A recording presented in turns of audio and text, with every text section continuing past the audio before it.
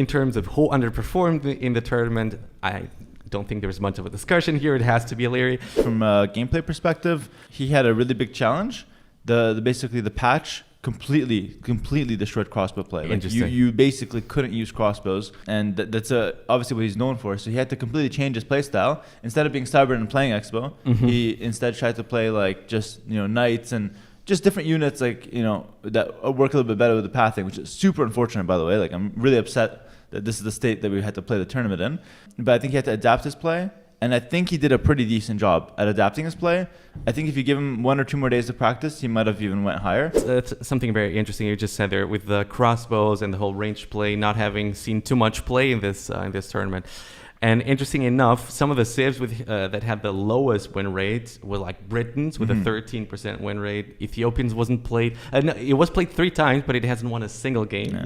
No single game has been. Even Vietnamese was like 25%. Yeah. So is it all just because of pathing, or is there something more? I think it's mostly that, like, I personally don't feel too comfortable playing range units because I just don't trust my units, right?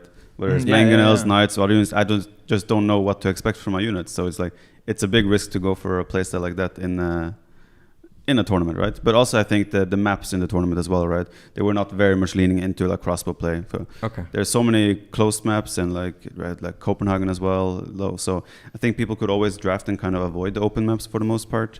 And that also doesn't play into Ileri's hands because he usually likes more open maps. Yeah, and on that note as well, it's like the crossbow playstyle is usually you have like a big massive crossbow and you have to be super careful with them. You can't lose them or else it's hard to mass them up. So like imagine you go in a big match and then you don't know how your units are moving. Exactly. So that to Mangonel, the game plan is off the window. So I remember I was really frustrated in a couple of practice. I love crossbow and 0 ping is amazing.